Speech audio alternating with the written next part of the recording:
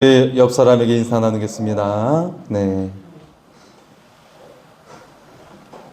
예. 좋은 비가 내려서 잠깐 시원했었죠. 네. 그래서 온 땅을 충분하게 적시는 굉장히 좋은 비가 내렸습니다. 이제 앞으로 더워질 텐데요. 여러분, 하나님의 사랑으로 힘을 얻고 여러분 이 여름을 하나님의 은혜 가운데 행복하게 보낼 수 있기를 축복합니다. 발이 넓은 한 남자가 있었어요. 그가 재혼을 했는데 좋은 때보다는 못하지만 하객들이 많이 오게 되었습니다. 결혼식이 시작되자 사회자가 말을 했어요. 결혼식에 참석해 주신 하객 여러분 감사드립니다. 참고로 신랑의 첫 결혼식 때 축의금을 낸 분들은 오늘 축의금을 받지 않습니다. 라고 광고를 했죠. 이 말에 하객들은 폭소를 터뜨렸어요. 이때 한 하객이 이렇게 말을 했지요. 나는 모르고 냈는데 돌려주나요? 그러자 사회자가 대답을 했습니다. 낙장불입입니다. 한 번 내신 것은 돌려드리지 못합니다. 라고 말을 했다고 합니다. 두 번째 결혼이지만 매우 화기애애한 모습을 보이는 결혼식인 것 같습니다. 그런데 앞서 이별의 아픔을 겪었던 것이죠. 헤어짐의 아픔이 있었던 것이죠. 사랑에 우리가 아름다움을 기대하고 있지만 실패할 때가 있어요. 관계가 어긋날 때가 있고요. 그리고 우리는 살아가면서 오랫동안 봉사했던 직업을 잃어버릴 때가 있습니다. 열정을 쏟았던 일이 실패할 때가 있어요. 평생 가지고 있던 신념이 한순간에 무너질 때가 있어요. 다시 사랑할 수 있을지, 다시 일어설 수 있을지, 다시 열정적인 삶을 회복할 수 있을지 앞이 보이지 않을 때가 있습니다. 어디에서 위로를 얻을 수 있을까요? 어떻게 다시 일어설 수 있을까요? 오늘은 이런 상처를 받은 사람들의 이야기가 담겨져 있습니다. 자신의 민족을 구하고 세상을 바꾸려는 포부를 가진 사람들이 있었어요. 그들은 바로 예수님의 제자들이었죠. 그들은 하나같이 조국을 구하려고 했었고 세상을 새롭게 하려는 야심을 가지고 모인 사람들이었어요. 그래서 자신의 직업도 버리고 한 사람의 리더를 쫓아서 그들은 3년간 함께 거주하고 살아가면서 그를 따라다니고 있었죠. 그런데 주님이 제자를 비우실 때면 그들은 세상을 바꾸기 위한 서로 높은 자리를 오르려고 서로 싸우곤 했죠. 내가 더 높은 사람이야. 아니야, 내가 더 중요한 사람이야. 라고 하면서 싸우곤 했었어요. 그런데 어떤 일이 일어났죠? 예수님께서 돌아가시고 말았어요. 우리의 리더, 이 세상을 바꿀 지도자였다라고 생각했던 분이 죽으시고 말하시죠. 당시 정치인들과 종교 지도자들에 의해서 조직적으로 예수님은 죽게 되었습니다. 제자들은 충격이었어요. 그들의 심정은 말 그대로 초상집이었죠. 낙담했어요. 또한 자신들도 잡힐까봐 두려워하여 숨어 있었어요. 문을 걸어 잠그고 소리를 낮추면서 그들은 숨어 있었어요. 이 가운데 가장 비통하고 죄책감으로 마음이 괴로운 사람이 있었어요. 그는 누구일까요? 바로 베드로였죠. 예수님께서 잡히실 때 베드로는 3번이나 예수님을 모른다고 부인을 했어요. 3번째 부인했을 때 예수님의 눈과 마주치면서 이때 다구는 소리가 들리는 거예요. 꼭기요. 베드로는 그 마주친 주님의 눈빛이 얼마나 부끄럽고 죄송스러운지 이루 말할 수가 없었어요. 견딜 수가 없었어요. 숨도 쉴 수가 없었어요.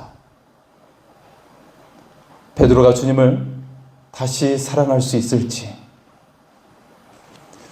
자, 허탈해진 제자들은 그들이 했던 일은 고향으로 돌아가는 일이었어요. 그리고 다시 물고기를 잡으려고 했죠. 자, 밤새도록 수고하였지만 한 마리의 물고기도 잡지를 못했어요. 그때 해변가에 있던 어떤 분이 배 오른편에 그물을 던지시오 라고 말하는 거예요. 그 말을 따라 그물을 던지자 물고기를 가득 잡게 되었죠. 이때 옆에 있던 제자가 주님이시다 라는 말에 즉시 베드로는 바다에 뛰어들어 헤엄을 치며 해변으로 향해 갔어요.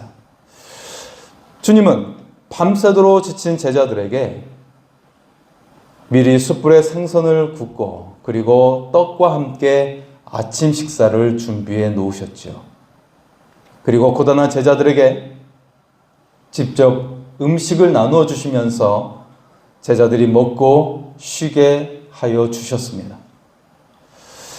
주님께서 음식을 나누어 주시는 모습을 보면서 베드로는 주님께서 잡히시던 전날 밤에 베풀었던 최후의 만찬이 생각이 났어요. 이것은 내 몸이다. 이것은 나의 피다. 라고 하셨던 주님의 모습이 생각이 났던 것이죠.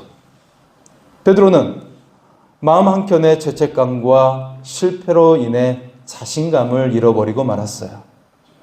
감히 예수님께 한마디도 제대로 말을 건넬 수도 없었어요. 떳떳하지 못한 자신을 바라보며 머뭇거리고 괴로워했죠. 그런 베드로에게 주님은 먼저 다가오셨어요.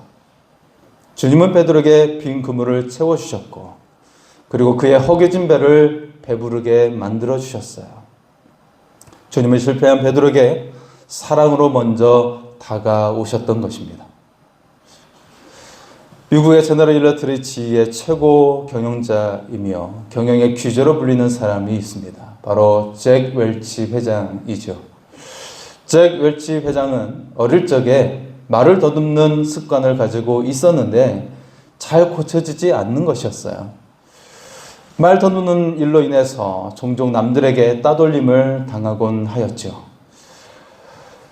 그때마다 그의 어머니가 잭 웰치에게 이렇게 이야기를 했습니다. 그건 네가 너무나 똑똑하기 때문이지. 어느 누구의 말도 너의 똑똑한 머리를 따라갈 수는 없을 거야. 라고 하면서 아들을 격려해 주고 있었다라는 거예요. 어머니의 격려는 잭 웰치에게 말을 더듬는 일이 더 이상 문제가 되지 않게 하였어요. 그리고 그는 지휘의 최연소 경영자가 되었고 경영의 귀재라 불리는 세계적인 인물이 되었습니다. 여러분, 무언가 연약하다고 부족하다고 지적하는 것이 능사가 아닙니다. 그것을 감싸주고 격려할 때 오히려 그의 잠재된 능력이 나타나면서 더욱더 크고 훌륭한 사람으로 성장하게 될 줄 믿습니다. 주님은 베드로의 실수를 지적하지 않으셨어요. 네가 나를 부인했지? 라는 말을 꺼내지 않으셨다는 거예요. 다만 그의 그물과 그의 허기진 배를 채워주시고 힘을 솟아주고 계셨다라는 것입니다. 이렇듯 주님은 오늘 우리에게도 실수투성이고 패배했던 우리의 삶을 지적하지 않으세요. 너 이거 실패했지? 너 이거 잘 못했지? 라고 지적하지 않으시고 계신다라는 거예요. 주님은 지적하지 않으시고 다만 우리를 위로하시고 우리의 부족을 채워주시고 우리의 갈증을 해결해 주십니다. 이렇게 주님은 우리에게 사랑으로 다가오고 계십니다. 아담이 집에 늦게 들어오는 거예요. 그래서 하와의 마음이 심란해졌어요. 고민에 빠진 하와는 아담에게 말했어요. 당신 다른 여자 생긴 거 아니야? 아담은 생각했어요. 하나님께서 여자라고는 하와밖에 주신 적이 없는데 너무 황당해서 이렇게 대답을 했죠. 아이고 말도 안 되는 소리 하지 마. 세상에 당신 말고는 여자가 어디 있다고 그래. 이런 말다툼은 아담이 잠들 때까지 계속되었어요.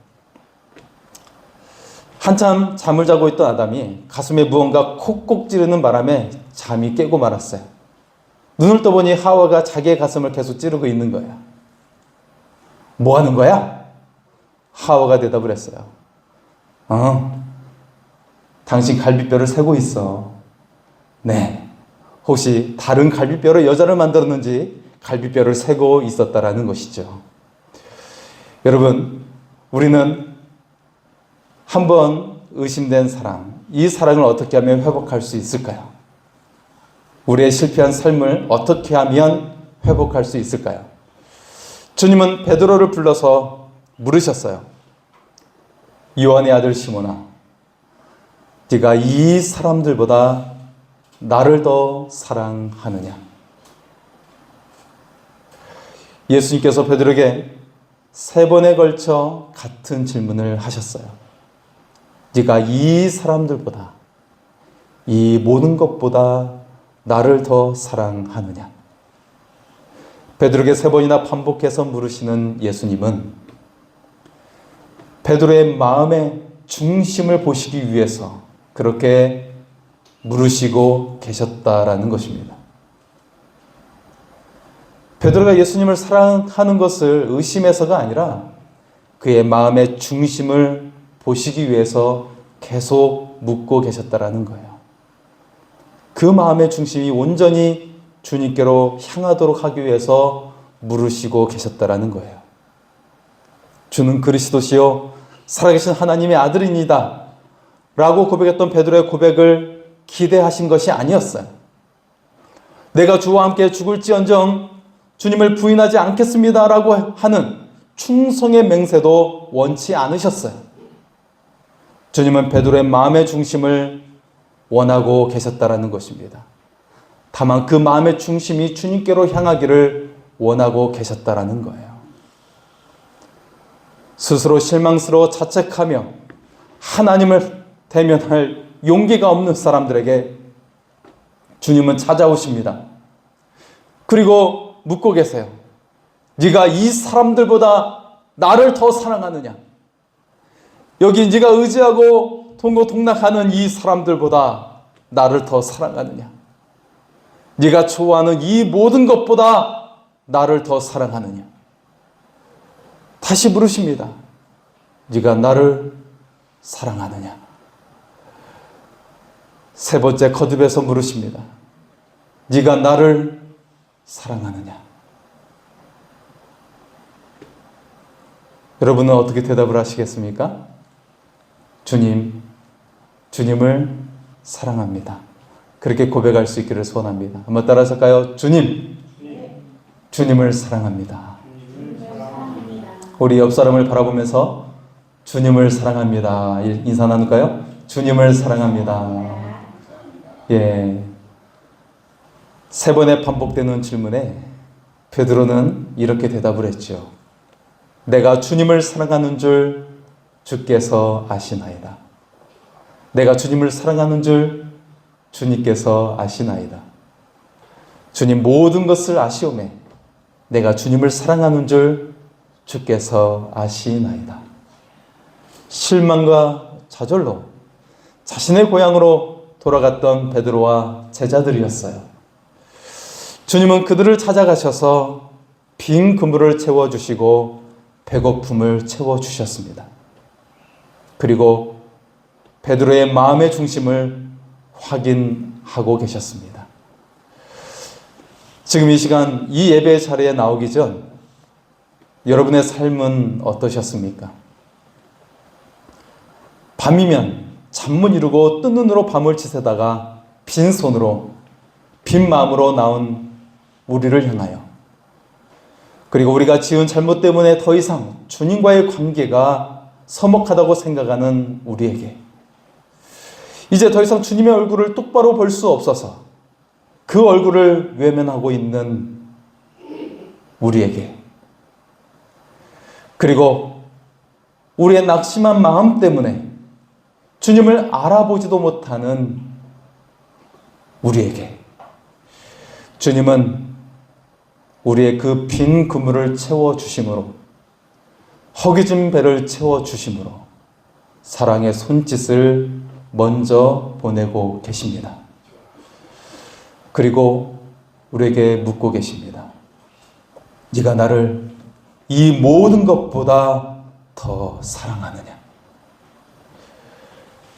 주님의 질문은 깨어진 사랑의 회복을 하는 그런 질문이었어요. 상처난 관계를 치유하는 질문이었습니다. 주님의 3번 반복되는 질문을 통해서 베드로에게 손을 내밀고 계셨던 것이죠. 주님이 먼저 손을 내밀자 베드로에게 주님을 거절했던 그 죄책감이 치유가 되고 주님을 거부했던 마음을 걷어낼 수 있었습니다. 예수님은 사랑으로 베드로를 회복시키고 계셨던 것입니다. 이탈리아 출신의 세계적인 소프라노 가수가 귀국 독창회를 열게 되었습니다. 많은 팬들이 그의 목소리를 듣기 위해서 극장으로 몰려왔지요. 그러나 공연이 시작될 시간에 사회자가 당황한 표정으로 무대 위에 올라가서 이렇게 말을 하는 거예요. 여러분, 대단히 죄송합니다. 기다리는 성악가가 비행기의 연착으로 도착이 늦어지고 있습니다. 기다리시는 동안 촉막 맞는 신인 가수의 노래를 먼저 듣도록 하겠습니다. 너그러이 양해해 주시기 바랍니다. 청년들은 매우 실망했죠. 위대한 성악가를 듣기 위해 왔는데 신인 성악가가 대신 공연을 한다는 말에 불만이 가득했어요. 그래서 신인 가수의 정중한 인사에도 그리고 최선을 다해 부른 그의 노래에도 아무런 반응을 보이지 않는 거예요. 물론 노래가 끝난 후에도 박수를 치는 사람이 아무도 없었어요. 그때였어요. 갑자기 청중 사이에서 한 아이가 큰 소리로 외쳤어요. 아빠! 정말 최고였어요! 그는 얼굴에 엷은 미소를 지으며 그 아이를 내려다 보았죠. 그의 눈에 고여있던 눈물이 조명에 반짝이고 있었어요. 거지어 구대에 있었던 청년들의 얼굴에 미소가 번지기 시작했고 하나둘 일어나 박수를 치기 시작했어요.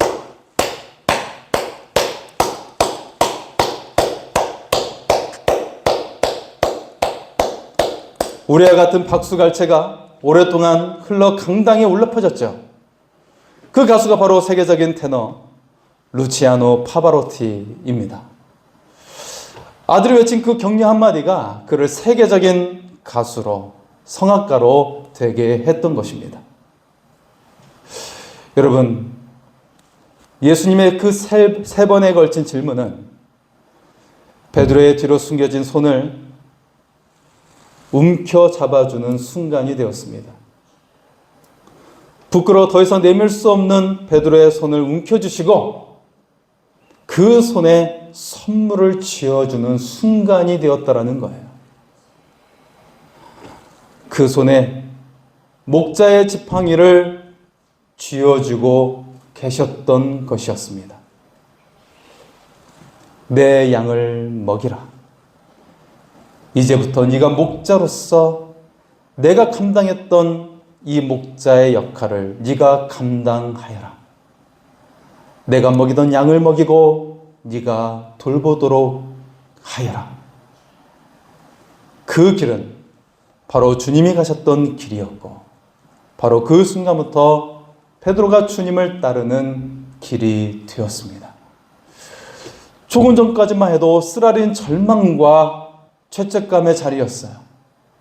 그러나 예수님이 베드로의 손을 잡으시는 순간 위대한 사명자로 부르심을 받는 자리가 되었습니다. 죄인의 자리에서 하나님 나라의 대사의 위임장을 받는 자리가 되었습니다. 주님 앞에 베드로가 얼마나 그 자리가 거북하고 부담스러운 자리였을까요? 하지만 이제는 위대한 사명자로 부르심을 받는 자리가 되었다는 것입니다. 영광의 자리로 바뀌게 되었다는 것입니다. 이처럼 베드로가 아멘하고 순종했을 때 오순절 성령이 임하여 그를 통해 수많은 사람들이 회개하게 되었어요.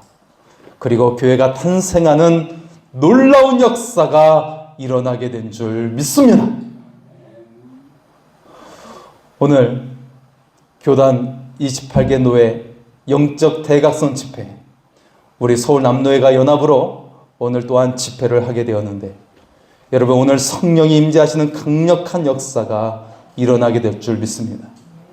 우리가 연합하여 함께 주 예수를 부르짖을 때 놀라운 성령의 역사, 변화의 역사, 회복의 역사가 일어나게 될 줄 믿습니다. 주님의 사명을 따르는 삶은 자기 자신을 주님께 내어던지는 삶이기 때문에 결코 평안하고 안락한 삶이 아닐 수 있어요. 그러나 주님을 따라 이제 베드로는 새로운 사명의 길을 걷게 된 것입니다. 그리고 하나님의 나라에서 가장 큰 영광을 누리는 존재가 되었습니다. 그리고 그는 제1대 교황으로서 그가 하나님 앞에서 높임을 받는 사람이 되었습니다. 지금 여러분은 어떻게 살고 계십니까? 주님은 지금 여러분의 삶의 자리에서 손을 내밀고 계십니다. 그리고 주님은 여러분에게 네가 이 모든 것보다 나를 더 사랑하느냐? 라고 묻고 계세요. 네가 날 사랑하느냐라고 물으시면서 오래 굳어진 마음을 녹여주고 계십니다. 네가 날 사랑하느냐라고 물으시면서 우리를 치유해 주십니다. 네가 날 사랑하느냐라고 물으시면서 우리를 높이 세워주고 계십니다. 그리고 우리에게 하나님 나라의 대사로 세우시며 이 세상에 파송하고 계십니다. 주님께서 내민 손을 붙잡고 주님을 따라 하늘의 영광이 담긴 사명을 감당하는 은혜로운 삶이 될 수 있기를 소원합니다. 우리 시간에 주님의 은혜를 찬양하며 하나님 앞에 나아가겠습니다.